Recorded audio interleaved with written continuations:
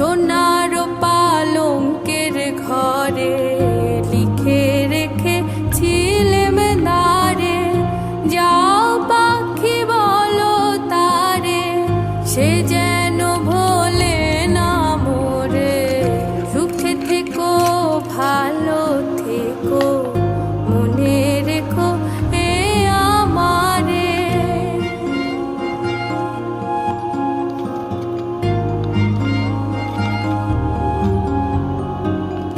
বুকের ভেতর নোনা ব্যথা, চোখে